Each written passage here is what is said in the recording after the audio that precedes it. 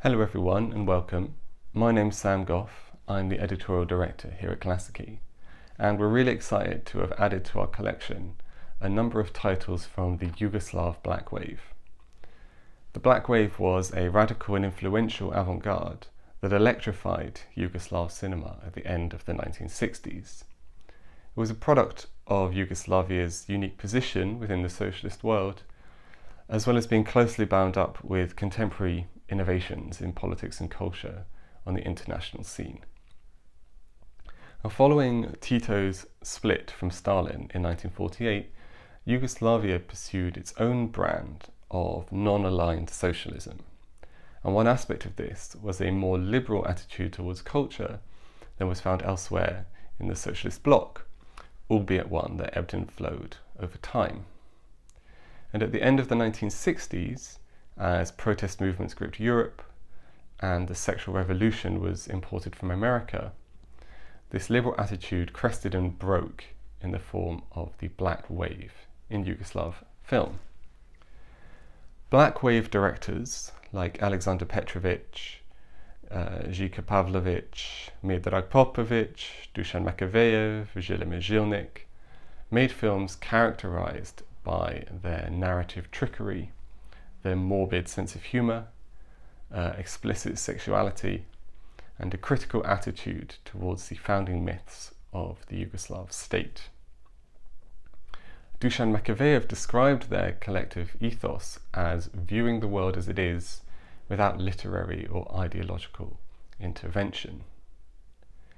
In place of the optimistic heroes of earlier, more Soviet-inspired films, the Black Wave gave us cynical anti-heroes and narrative dead ends.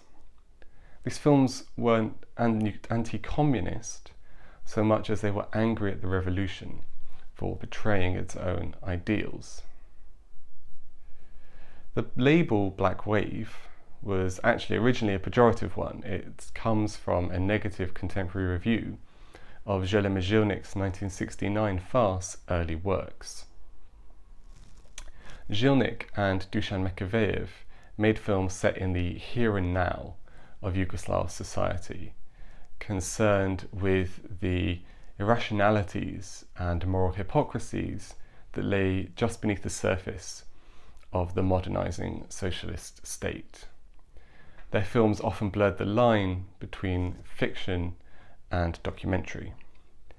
Makavejev in particular was concerned with the question of sexuality and the place it would have in this new revolutionary society, something that's conveyed brilliantly in his 1967 film Love Affair, or The Case of the Missing Switchboard Operator, which forms part of our collection.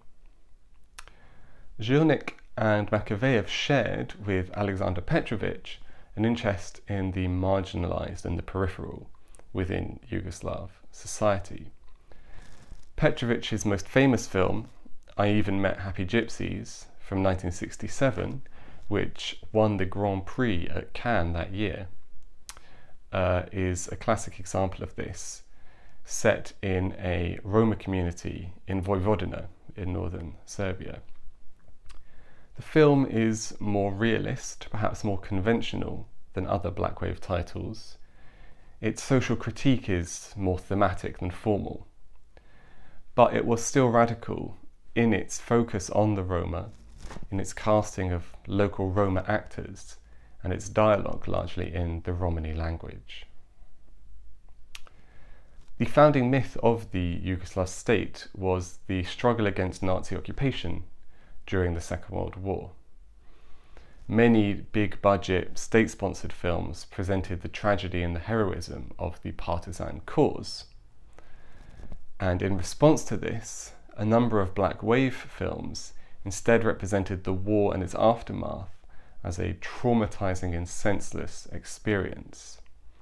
And two films in our collection fall into this bracket: Miodrag Popovic's The Tough Ones from 1968 and Miroslav Antic's Breakfast with the Devil from 1971. Both of these films are harsh but humanist in the best tradition of the Black Wave. Now, the fact that both of those films were denied a full release is indicative of the precarious balance struck by Black Wave directors between critiquing and angering the authorities. And in the early 70s, the Black Wave was brought to a shuddering halt as cultural policy shifted back towards conservatism. But the Black Wave remains influential to this day, and it continues to inform our understanding of cinema from the region long after the end of Yugoslavia itself.